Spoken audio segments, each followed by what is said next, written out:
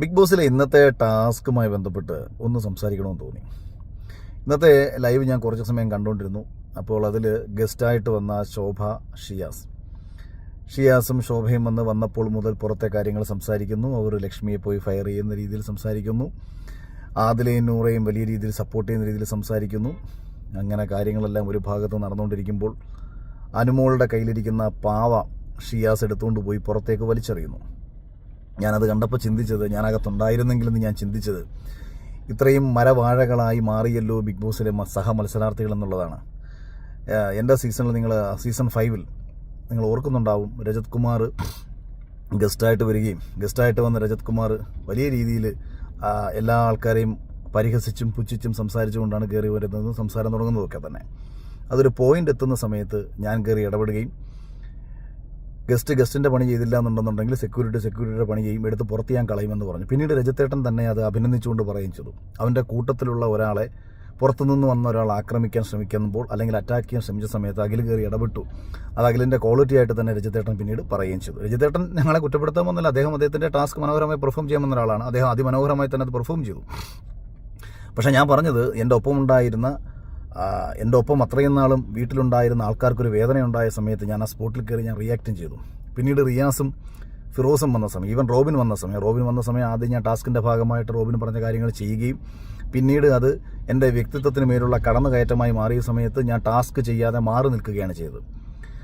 കാരണം എനിക്ക് വ്യക്തത വരുത്തണമായിരുന്നു, ഈ ചെയ്യുന്നത് ഞാനല്ല, ഹൗസിലെ സെക്യൂരിറ്റിയാണ് എന്നുള്ളത് സമൂഹത്തോട് ബോധിപ്പിച്ചതിന് ശേഷം മാത്രമാണ് ഞാൻ ടാസ്ക് ചെയ്തത്. അപ്പോൾ ഇങ്ങനെയൊക്കെയാണ് ഒരു ടാസ്ക് യഥാർത്ഥത്തിൽ പെർഫോം ചെയ്യേണ്ടത്, അല്ലാതെ ലിഖിതമായ നിയമത്തിലൂടെ അല്ല ഒരു ടാസ്ക് പെർഫോം ചെയ്യേണ്ടത്. ഇവിടെ കയറി വന്ന ആ ഗസ്റ്റുകൾക്ക് ബിഗ് ബോസ് നൽകിയിട്ടുള്ള അധികാരം ലംഘിച്ച് സംസാരിക്കാൻ തുടങ്ങിക്കഴിഞ്ഞാൽ തീർച്ചയായിട്ടും ആ ഗസ്റ്റുകൾക്ക് നേരെ സംസാരിക്കാനും ശബ്ദമുയർത്താനും മത്സരാർത്ഥികൾക്ക് കഴിയണം. അനുമോൾ തൻ്റെ കൈവശം സൂക്ഷിച്ചിരുന്ന ഒരു പാവ, അത് അവിടെ സൂക്ഷിക്കാൻ പാടില്ലയോ എന്നുള്ളത് നമ്മൾ പ്രേക്ഷകരല്ല തീരുമാനിക്കേണ്ടത്, ബിഗ് ബോസ് ആണ്. അപ്പോൾ ബിഗ് ബോസ് ഇത്ര നാളായിട്ടും അതിനെക്കുറിച്ചൊന്നും പറയാത്ത സ്ഥിതിക്ക് അത് അനുമോൾക്ക് സൂക്ഷിക്കാം. അനുമോൾ അതുമായി ബന്ധപ്പെട്ട് സമയം ചെലവഴിക്കാം. അതൊരുപക്ഷെ അനുമോൾ ഗെയിമായിട്ട് കൊണ്ടു നടക്കാം. പക്ഷേ പുറത്തുനിന്ന് വന്ന ഒരാൾ ആ പാവ എടുത്ത് കളഞ്ഞ് നിൻ്റെ ഗെയിം മാറ്റാൻ പറയുന്നതല്ല ബിഗ് ബോസിൻ്റെ രീതി. ശോഭ അവിടെ ഉപദേശിക്കുകയാണ്, നിനക്ക് എന്തെല്ലാം നഷ്ടങ്ങളുണ്ടാവും, നീ അതൊക്കെ തിരിച്ചറിഞ്ഞ് നീ ആ പാവ നഷ്ടപ്പെട്ടതിനെക്കുറിച്ച് വിഷമിക്കേണ്ട, നീ ഇവിടെ വന്ന അതിനല്ലല്ലോ, നീ ഗെയിം കളിക്കാനല്ലേ വന്നത്. അവിടെ ഹോട്ടലിൽ കയറി വന്ന ഒരു ഗസ്റ്റിൻ്റെ പണിയാണോ അവിടെയുള്ള മത്സരാർത്ഥികളെ കൊണ്ട് ഗെയിം കളിപ്പിക്കുക, അല്ലെങ്കിൽ ഇന്നലെ വരെ അവർ കളിച്ചുകൊണ്ടിരുന്ന ഗെയിം മാറ്റി കളിക്കണം എന്ന് പറയുന്ന രീതിയാണോ അവിടെ കയറി വന്ന ഗസ്റ്റിൻ്റെ പണി? ഈ ഒരു ടാസ്ക് എത്ര മികച്ച രീതിയിൽ എൻ്റർടൈൻമെൻറ്റ് ചെയ്യിപ്പിച്ച് ജനങ്ങളെ രസിപ്പിക്കുക, അതുമായി ബന്ധപ്പെട്ടിട്ടുള്ള കാര്യങ്ങൾ ചെയ്യാനാണ് അടിസ്ഥാനപരമായിട്ട് ഓരോ ടാസ്കും. അത് കയറി വരുന്നവർക്കും ബോധ്യമുണ്ടാവണം, അവിടെ നിൽക്കുന്നവർക്കും ബോധ്യമുണ്ടാവണം. അതുപോലെ അവിടെ നിൽക്കുന്നവരെല്ലാം തന്നെ ഈ പഞ്ചപുച്ഛമടക്കി ഗസ്റ്റ് പറയുന്നത് കേൾക്കേണ്ട യാതൊരു കാര്യമില്ല. ഇപ്പം ഞാൻ ഉദാഹരണ സഹിതം പറയുകയാണ്. ഇപ്പോൾ സീസൺ 5 റിയാസ് വന്ന സമയത്ത് ഞാൻ റിയാസിനെ സൂചിപ്പിക്കുന്നുണ്ട്, ഇത് സീസൺ 4 അല്ല, ഇത് സീസൺ 5 ആണ്. പുറത്തുനിന്ന് വന്നവൻ്റെ ജോലി ചെയ്താൽ മതി. അകത്തൊരാളെ ഉപദേശിക്കാനും പഠിപ്പിക്കാനും വരേണ്ട കാര്യമില്ല, ഞങ്ങൾക്കറിയാം ഇവിടെ എന്ത് ചെയ്യണമെന്ന്. എന്നെയും ഷിജിച്ചേട്ടനെയും തമ്മിൽ തെറ്റിക്കാൻ വേണ്ടിയിട്ട് പലരും പല പഠിച്ച പണി 18 നോക്കിയിട്ടുണ്ടായിരുന്നു. ഒരു കാരണവശാലും ഞങ്ങളുടെ വ്യക്തിത്വത്തിൽ നിന്ന് വിട്ടുമാറി ഒരു പരിപാടി ഞങ്ങൾ ചെയ്യാൻ പോയിട്ടില്ല. അതുകൊണ്ടൊക്കെ തന്നെയാണ് ഞങ്ങളായി നിലനിന്നതും. അതിനകത്ത് കോടതി ടാസ്ക് വരുന്ന സമയത്ത്, എൻ്റെ സീസണിലെ കോടതി ടാസ്ക് വരുന്ന സമയത്തും ഈ റിയാസുമായി ബന്ധപ്പെട്ടും ഫിറോസുമായി ബന്ധപ്പെട്ടും ഞാൻ ഹൗസിലുള്ള മത്സരാർത്ഥികളോട് തന്നെ ഞാൻ പറയുന്നൊരു കാര്യമുണ്ട്, പുറത്തുനിന്ന് വന്ന ആൾക്കാരാണോ ഹൗസിലെ ഒരു മത്സരാർത്ഥിയുടെ കുറ്റം ചൂണ്ടിക്കാണിക്കേണ്ടത്? ഹൗസിലെ ഒരു മത്സരാർത്ഥി കുറ്റം ചെയ്താൽ ഒപ്പമുള്ള മത്സരാർത്ഥികൾ വേണം ചൂണ്ടിക്കാണിക്കാൻ. പുറത്തുനിന്നുള്ളവർക്ക് കയ്യടി കിട്ടുന്ന ഒരു അവസരം നിങ്ങൾ ഒരുക്കി കൊടുക്കരുത് എന്ന് ഞാൻ പറഞ്ഞിട്ടുണ്ടായിരുന്നു.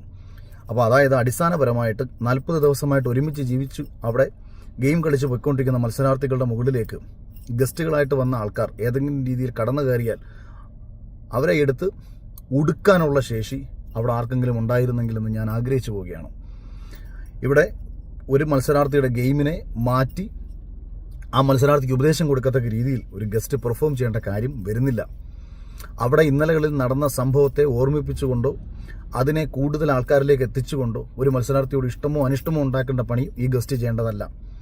ആ ഗസ്റ്റ് വന്നതിന് ശേഷം അവിടെ നടക്കുന്ന കാര്യങ്ങളെ ചോദ്യം ചെയ്യുക.